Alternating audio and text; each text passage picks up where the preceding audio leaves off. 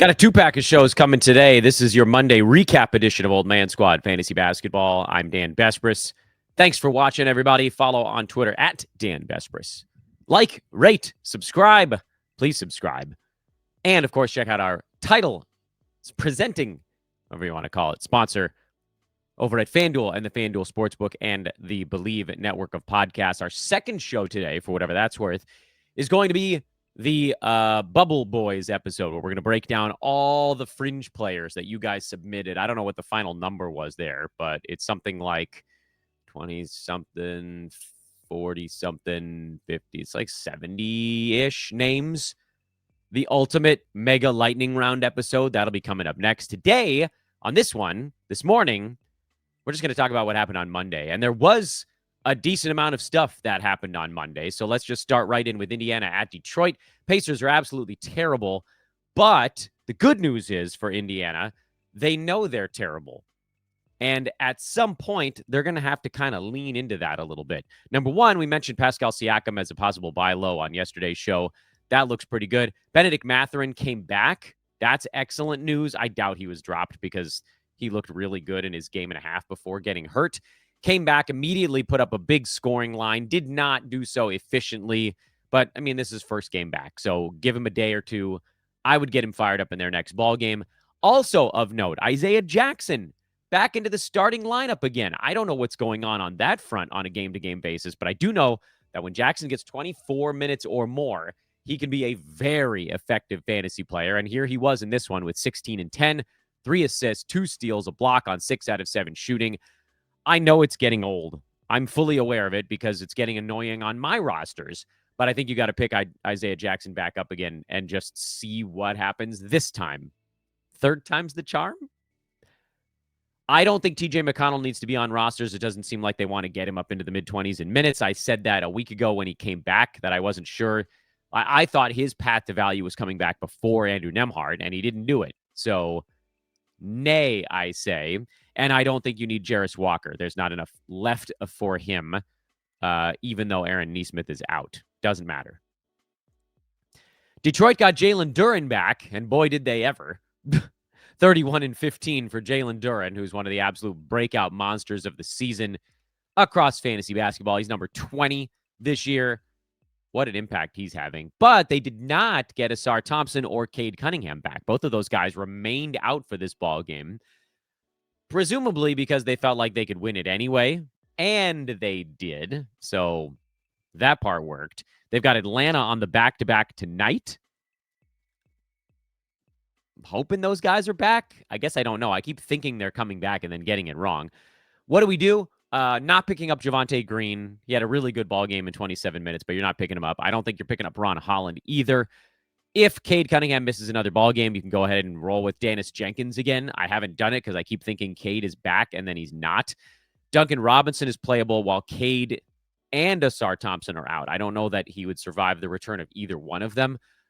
If one of those two guys came back and you were hoping Robinson would still be okay, that would be Asar Thompson because he's a lower usage guy. Cade's going to be the one that takes all these shots away from Robinson and Jenkins and Javonte Green and so on and so forth.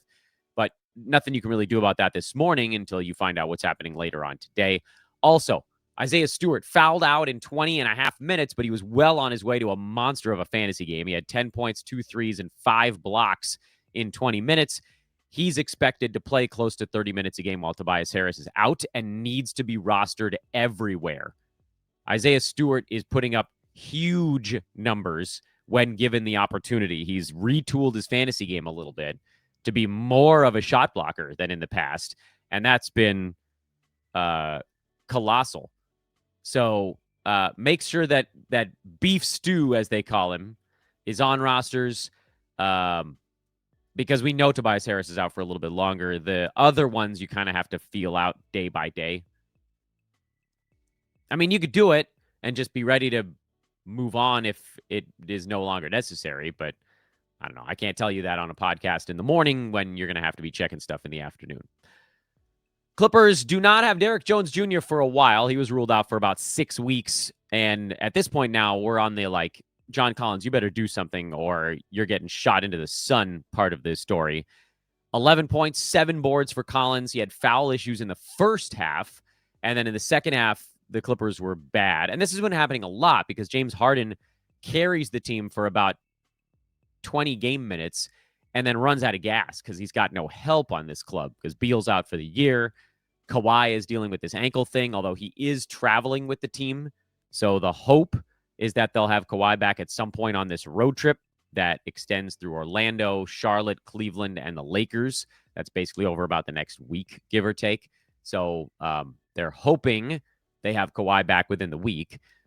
In the meantime, I don't see how you drop John Collins. This is his best opportunity that'll ever come his way. Bogdan Bogdanovic, I thought would be a little bit better in this ball game. I like the 7 boards and the 5 assists, but we're going to go ahead and leave him on the watch list for now, and that's where I'm at with the Clippers because, I mean, at least Chris Paul finally got to play. This is just an old, broken down basketball team, which who the hell couldn't have seen that coming? I thought I heard someone say that they actually are the oldest team of all time, but I don't know if that was being facetious or if it was, or if that was actually the case, because I would very much believe it. Harden, ancient. Batum, ancient. Kawhi, old. Collins, old. Chris Paul and Brook Lopez, ancient. Even the younger guys play old. Bogdanovic plays old. His body's broken down. Beat up old thing. Oh, boy, what a club. Philly had some good news yesterday. Paul George made his season debut. As I've mentioned on this show a couple of times, I don't have inside information on almost anyone in the NBA. I'm a fantasy basketball analyst. I did know that Paul George was targeting this game. You guys can go back and you can watch the shows from 4, 5, 6 weeks ago. And he did it. Played 21 minutes, inefficient 21 minutes, but he had 9.7 boards, 3 assists, a couple of blocks, and a 3-pointer. I don't think you're going to be able to buy low on Paul George because whoever drafted him waited 4 weeks for whatever this was. So they're going to want to see this thing through. My hope is that he's just super rusty for like a week and a half. And then in games cap formats, I would make a play on him. In head-to-head, I would not. Kelly Oubre is out. We don't have a timeline on him yet, so Quentin Grimes is still fine. I do think that one of those two guys, possibly both, end up in fantasy trouble once Oubre comes back because now PG is kind of clogged up the wing a little bit. I had thoughts on maybe Dominic Barlow being useful. That didn't turn out to be the case. So right now, Quentin Grimes is a go. Tyrese Maxey is obviously a go. Andre Drummond is a go until Joel Embiid resurfaces, whenever the heck that might be. VJ Edgecombe is a go, mostly on the head-to-head side. And this is what we talked about earlier in the year. I was like, look, he's going to have counting stats, but other stuff is going to catch up with him. He's dropped to number 111 in straight 9-cat over the last 2 weeks. He's number 227 on abysmal shooting numbers. But it plays in points leagues. It plays in punt field goal spots. So there's ways that Edgecombe is fine. It's just not the formats that I tend to gravitate toward. But you're holding him because he's playing 37 minutes in the ball game and he's still going to do a bunch of stuff. You just have to find the right way to do it. And if you're in a 9-cat league and you were like, I got this guy who's going to be a top 50 dude, even while Dan is telling me to sell high, you might be in a little bit of trouble. You got to wait for a heater because one's going to come at some point, and then you try to move him because the reality now has set in. In terms of adds and drops from this team, nobody. Nothing changed. Milwaukee was certainly, if Paul George wasn't the big news of the night, Giannis Antetokounmpo was definitely the big news of the night. Giannis pulled a groin midway through this game, committed a foul and checked himself out, which is not a good sign. He felt it and he was like, yeah, I got to get out of this thing. Basketball Monster has it estimated at 8 games missed. We don't have a timeline on him for real, but it is probably going to be, we would assume, weeks and not days. And the nice thing, obviously this is terrible news, but from a fantasy standpoint, if you're looking for a silver lining, it means that you don't have to go out and pick someone up today. We can wait for Milwaukee's next ball game, which is Thursday. They have a couple days off, which makes them kind of a bad streaming team anyway, and see what happens. My expectation is that you're going to get a crap ton of Ryan Rollins, which is great news. You're going to get more Miles Turner, which is also great news. And then you're going to get a bunch of different guys doing a little bit more. AJ Green is going to do a little bit more. Kuzma is going to do a little bit more. Bobby Portis and Gary Trent are going to do a little bit more. So then you have to look to see which of these guys is closest to fantasy value if we power boosted them a little bit. And honestly, it's not obvious. Kuzma's number 155. He's technically the closest of any of these guys, but he's also shooting 50-79 splits, which I don't think are going to stick, especially if Giannis isn't getting him wide open. My hope in looking at this team is that Bobby Portis can be the guy to go from 21 minutes and 8 shots a game to 27, 28 minutes and more like a dozen shots a game, because the usage is going to be there. And we know that if Portis can get up to that, 12 shots range, he would be a top 100 guy. Right now, his percentages are low. He's not a good defensive stats guy, but they're also painfully low. He has 5 steals and 3 blocks over 15 games. That's rough. Yucky, yucky. So the hope, it's less than that, isn't it? 5 steals and 2 blocks. Yee. So, point is, my hope is that it's going to be Bobby Portis. I'm not convinced it's necessarily going to be anyone. So that's why I'd rather say just watch list these dudes. But if you're trying to get out in front of it, if you're in a points format, Kuzma would be the grab.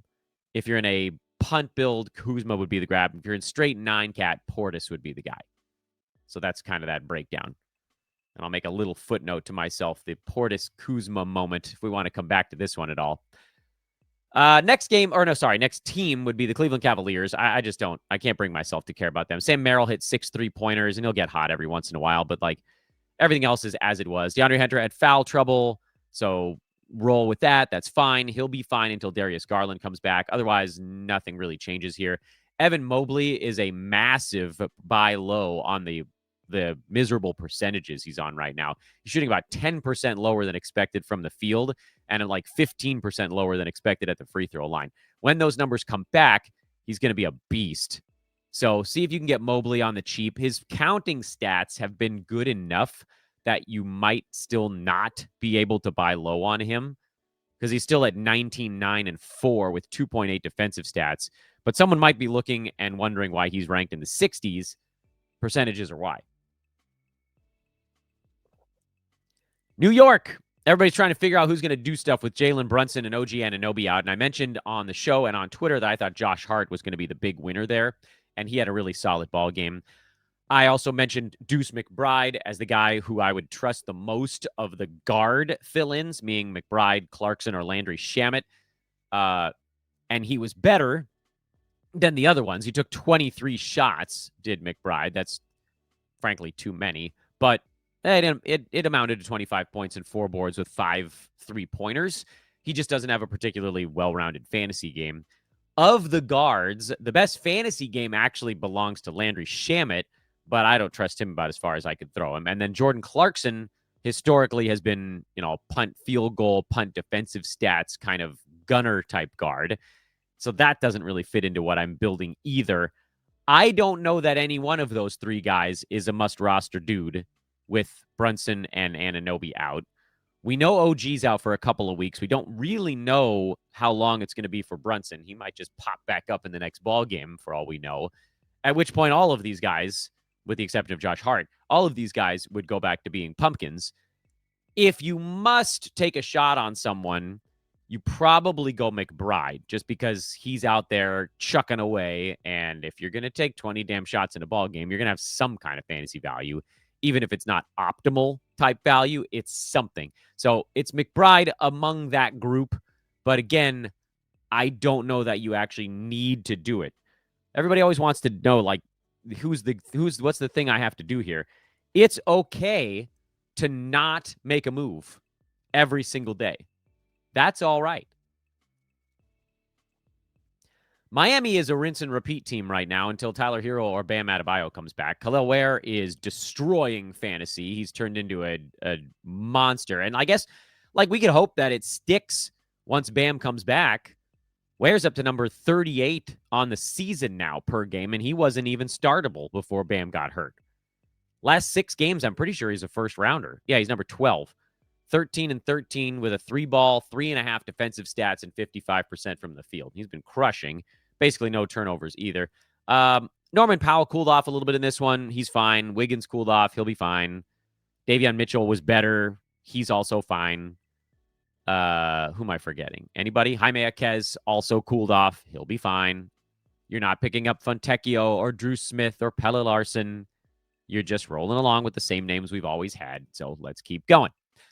Before we keep going, a quick reminder that this show is brought to you by FanDuel and the FanDuel Sportsbook. If you're thinking about maybe flexing a little bit, Lakers, 12.5-point favorites at home to the Utah Jazz. LeBron James likely to make his season debut in that ballgame. I would bet the Utah Jazz heavily. The Lakers are going to be having some issues working all the pieces together. I think they still win the ballgame, but I think it's going to be closer than people expect, and it's going to be disjointed while they figure out who does what when. Make no mistake, it's going to get fine, but I would bet against the returning superstar. I almost always do. It doesn't work every time, but it works a lot of the time. Also, we got a brand new thing in the Google Sheet, so check out the show description while you're hitting like and subscribe. Remember, I need you guys to do that. Please hit the like button. Please, please, please, please, please. And please subscribe, however you're taking in the content. Growing, actually, the traditional pod on Apple and Spotify, that's the fastest path for me towards not needing the Patreon or the YouTube memberships. But we have those as well. If you want to get a $1 membership, it entitles you to basically nothing. But I did figure out on both platforms how you guys can get in touch with me easier. So if you're a part of the 99-cent crew, thank you. First of all, I know it's basically nothing to you, but when a lot of you do it, it's something to me. If you post comments on my YouTube shows and you're a YouTube member, I'll see them faster. If you're a Patreon member and you send me a note on Patreon, I'll see it. I'll probably respond to it in short order. I'm not going to be on call or anything. I'm not going to be answering a ton of fantasy questions. But if you have one that's like burning, throw it out there. I'll see it. So check all that out. It's all in the show description. Please check out either the Patreon or just the YouTube membership. If you're watching on YouTube, that's the easiest one here. It's $1. It's nothing. I am very grateful. And then over on the Google Sheet, we now have the Bubble Boys board filled out. I did it, guys. There's like 75 names, and we're going to do a show on it in a little bit. But that's what you can roll back to if you want to check it. All that is completely free in the Google Sheet link in the show description. It's got the streaming grid. It's got the injury board. And now it's got the Bubble Boys, which I'm not going to update every day, by the way. Charlotte made a pretty good game of this with the Raptors. LaMelo Ball was back after a rest day, and he was fine. Ryan Kalkbrenner was also decent. Miles Bridges, decent again. Con Kneppel is staying good. I do worry because Brandon Miller's coming back soon, but you don't pre-drop on this one because Kneppel feels like he's building, where at the beginning of the year, he wasn't good enough when LaMelo Ball and Brandon Miller were there. Now he's kind of finding himself. And then if you accidentally started Moussa Diabate, it worked out. Even though he only played 19.5 minutes, he did have 4 blocks, and that saved his fantasy line. I'd rather treat him as a volume play. And Colin Sexton doesn't need to be rostered. I don't care that he had 17 points. He has bad fantasy game. If he's not getting point guard type stuff, meaning LaMelo needs to be out, I don't want him. I literally have nothing to say on the Raptors other than, did you sell high on RJ Barrett when I told you to? Because he was like top 40 after a week, and now he's outside the top 100 because the free throw number has come down, the field goal number has come down, and they're probably going to go farther. Ah, well, nothing else. Dallas. Oh, man, do they stink. Oh, man. They're real bad. Brandon Williams is a soft hold. Everybody's like, why are you not higher on Brandon Williams? I'm like, guys, have you looked to see what his actual fantasy numbers say he is? Even over the last week, where it seems like things are going pretty damn well, he's still right around number 110 with almost 2 steals a game and high volume 90% free throw. He's not a great 9-cat guy. He's a point guard who doesn't shoot the 3 ball. He gets a decent number of assists. His steals are running hot right now, and the free throws are running hot. I don't know that Brandon Williams, even as a full-time starting point guard, is a top 100 9-cat guy. I do think he belongs on rosters, so while I'm pooping on him, I'm going to remind you guys, yeah, He's a hold, but it's a soft hold. I think people are a little overly excited. All the centers were out for this game. This was second half of a back-to-back for Dallas. So no Gafford, no Lively. AD still not back. So Musa Sisse started at center, and I probably butchered the last name. You're not going to play him. Max Christie, I've talked about. I don't care. I don't think that one matters either way. There was no one really to play in this ball game, and if your team survived, congratulations, because Cooper Flagg, PJ Washington was fine. Brandon Williams was also kind of and everybody else was terrible. And the Timberwolves took care of business quickly. Nobody had to hit 30 minutes in that ball game, so the fantasy lines were not that great. Naz Reid has been on a nice little heater lately. This has gotten him back to startable. He's actually top 25 over the last week to get him to number 113 on the season overall, as the percentages are starting to work their way back into the mix. He was, as you remember, a panic hold on the show. I was like, I know you guys are panicking, but please try to hold Naz Reid if you drafted him. I didn't draft him because I feel like he needs an injury to really pop off, but he was definitely never a drop. And then everything else is exactly the same. So this ball game was not one that had a bunch of storylines. And the next one didn't have a ton of storylines either, but we'll explore it a little bit. Shea was good in 29 minutes again. OKC may never have to play their starters in the fourth quarter ever again. Hartenstein was very good yet again. He's been quietly outstanding. Hartenstein's number 43 this year. Chet's 23, so that one hit too.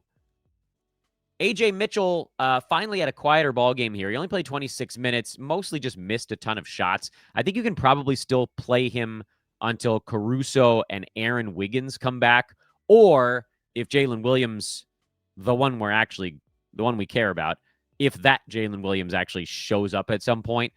In the meantime, you guys probably just want the quick breakdown on this team. There's obviously three guys you're starting every day. That's Shea, Hartenstein, and Chet Holmgren.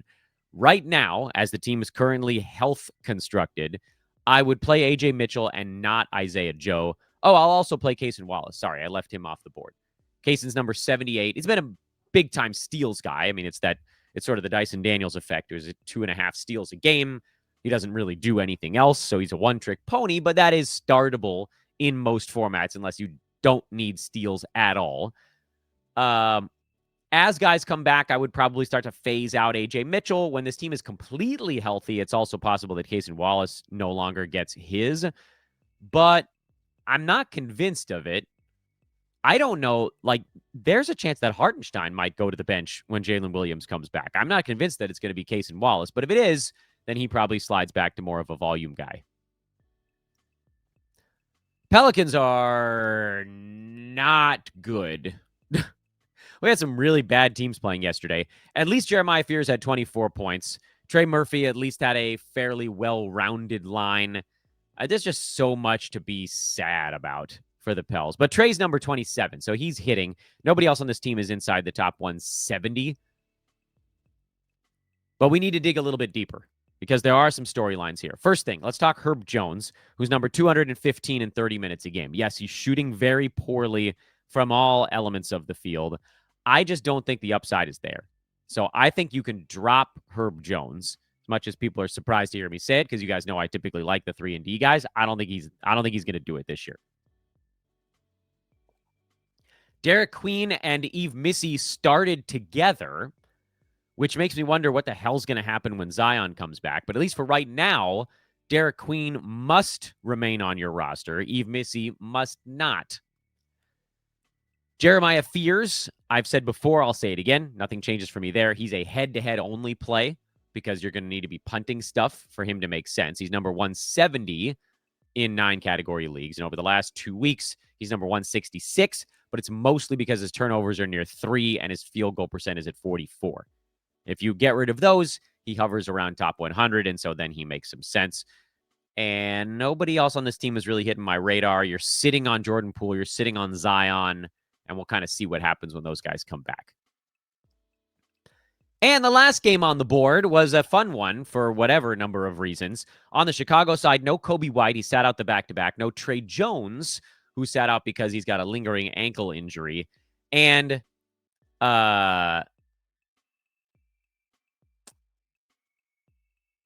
got distracted by somebody calling me names on Twitter. The Trey Jones one is a toughie because I think it's probably like a 60 to 70% chance that with Kobe White back, Trey Jones probably isn't startable anymore. But I'm not sure of it.